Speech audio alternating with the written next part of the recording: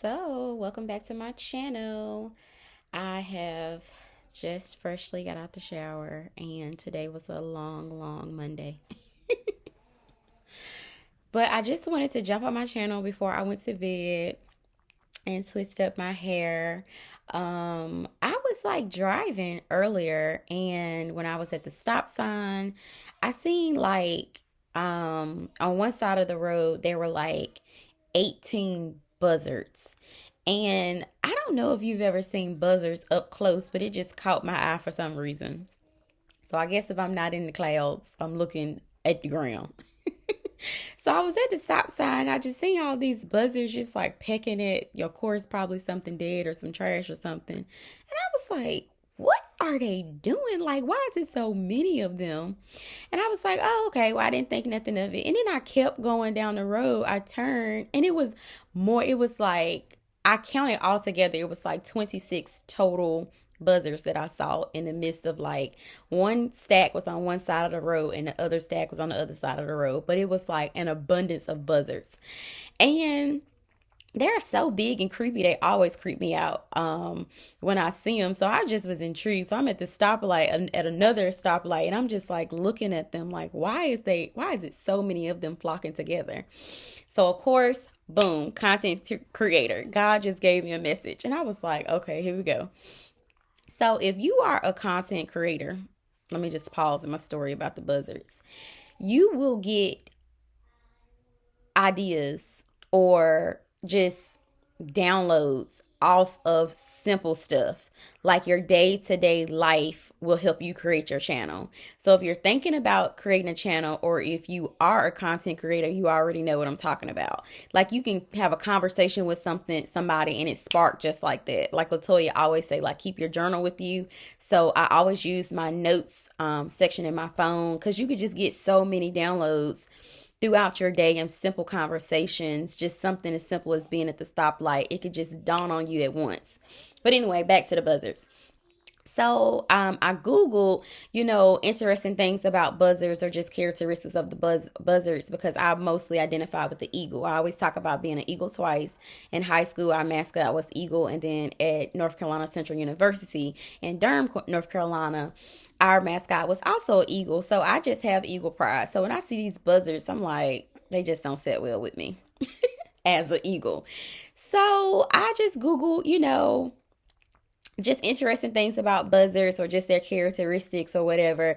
And I learned that in North Carolina, this town that I live in, or a town close to mine, it was an abundance of buzzards that was like vomiting some sort of acid. And I was like, what's the coincidence of just me noticing there's an abundance of buzzards where I was, and then reading an article about how the buzzards were just causing chaos in like a little town where I am in North Carolina. So I thought that was very interesting. So I was like, I'm intrigued. So I just wrote down some of the things to say about a buzzard, and I just wanted to compare it to an eagle.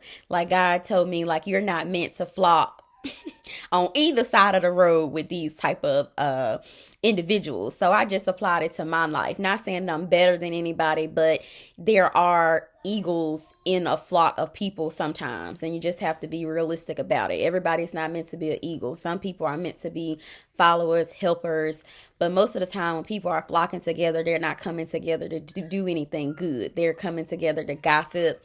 They're coming together to talk about the eagles. They're coming together to just do nonsense and be playing around.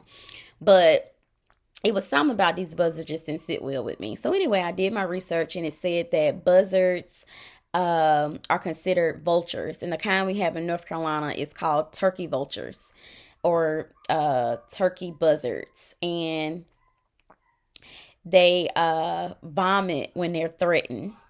And I thought that was funny, because when an eagle is threatened, an eagle begins to soar, and an eagle begins to stand up and stand towards troubles, and they don't back down from a fight easily, and they take challenges head on. When the storm comes, they don't go and hide for shelter. They take the storm right on. So I just was like, Interesting. So I am not like a buzzard. I'm more like an eagle there. And I want you to apply this message to your life. Like if you find yourself just in a flock of everywhere you go, you just feel like you're in the flock. You're not leading in any avenue in your life. Like when you're with your friends, when you're with your coworkers, when you're at church or with your family, you just feel not at ease, not like you're with your people. You feel more like an outsider. This is how it resonated with me. Far as seeing so many other buzzards flocking together, I always feel like I'm on the outside of a crowd, and God wants you there. When you're younger, you think you're odd, you think you're weird, you think you're different, but you're talented and you're gifted to do different things than people, the average person, can't do. I know Steve Harvey talk a lot about if you want to be ordinary or you want to be average or do you want to be extraordinary. So this message is for the extraordinary people. So when you see yourself in a group and then when you are on the outside of the group, that's when you feel more at your center. You feel more driven and motivated. Then you are the person who is not meant to be flocking with the other, flocking together like the buzzards. You're meant to be on the outside of circle groups. You're meant to fly alone, and you're meant to have your own mind to be able to accomplish bigger goals in your life. So, more information about the buzzards. So, they say they're generally harmless. And I thought this was good to pay attention to because most of the time when people are kind of like followers and they flock in crowds and they're usually just like catty sometimes and they may hang together in large crowds. Sometimes they may come off as harmless, but some girls or some guys may have experiences with people that flock in groups. Sometimes they can be very mean, or they can just try to make you feel like an outcast because you don't fit inside their circles.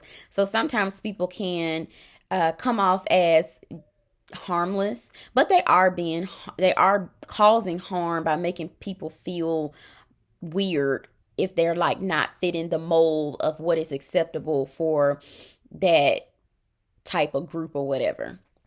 So these are things just to be mindful of when you do see quote unquote vultures in your life. Like just be paying attention to how they come off as like, oh, I'm just trying to be your friend. I'm just trying to get into your intimate, your intimate thoughts or your intimate circle just so they can take information and stuff back to the flock of people that are considered the vultures. It said that buzzards are territorial birds, that they will fight. And most of the time when you see people flocking together, you will notice that they'll start just drama. That's the word I came up with. Yeah, they'll just start drama. So if you know you're not with the drama, you're not meant to be flocking with a whole bunch of people. My circle is usually small and intimate, and I keep it that way on purpose just because I know I'm gifted and I know that I can sense energy when the energy is not right. So I'd rather just not be in a large crowd, but I'd rather keep my crowd very small and intimate. And when you are empath, I think it's best to keep it that way, not be afraid to meet new people and seek new opportunities and, learn new information from people. But far as somebody saying they're your intimate friends and they know your personal business and you're sharing your ideas and thoughts with them, I would keep that circle very small because a lot of people that flock in groups, they are very catty and start drama. So if you're not with the drama, then be paying attention for these vultures when they try to come and harmlessly get into your circle. And they come together to eat on dead things. So the eagle usually don't like things that's dead. The eagle usually likes to attack their prey and like the hunt of like actually getting live prey. So don't go after easy things. Be an eagle. Be more like the eagle versus the buzzard or the vulture, and try to go after things that people commonly don't go after. So if you're the first one in your family to go after creating a YouTube channel or graduated from college or, buying your first home or moving out of the state where you're rest of your family live, things like that. Don't be afraid to be the first person doing something, or doing something that scares you. Pretty much, don't go after the easy things like getting a factory job where everybody else usually retire from in your family. Do something different. Travel somewhere different other than like the typical beach that people go to. And it says that vultures are opportunists. And I know a lot of people in your circle, you may feel like they just may be connected to you because they want to know where you're going next. So be paying attention for vultures in your life that may just be hanging on to you to see what's the best next opportunity. And they are large in number. So usually eagles fly alone, but unlike the eagle, the vulture likes to flock in packs. So it's not going to be hard to find an ordinary person, or, somebody like to flock in groups. So you be the person that don't mind being on the outside of the group. So I just got all of that just from looking at some birds on the side of the road. So when people say that your brain and your inner gift does not speak and your gift make room for you, it's not true. Like, your gift will make room for you. Your gift will allow you to grow in it. Your gift will allow you to help other people. So this message for today was just to inspire you to make sure that you're looking out for those quote unquote vultures in your life, because sometimes people are opportunists. Sometimes people are taking intimate information back that you share to other flock people, and you'll know when somebody comes to you and they're not being genuine and they are doing some of the things that I'm talking about. So don't go after dead things. Go after things that are vibrant, that are of abundance, and that is serving you well for your future. So I am about to go and wrap this hair up. It's wet. It's drying out now. Oh, the struggle is real. But I'm definitely going to get my sister to do my hair really, really soon. I cannot wait. But all right, I am tapping off, and you guys have a great, great night. God bless.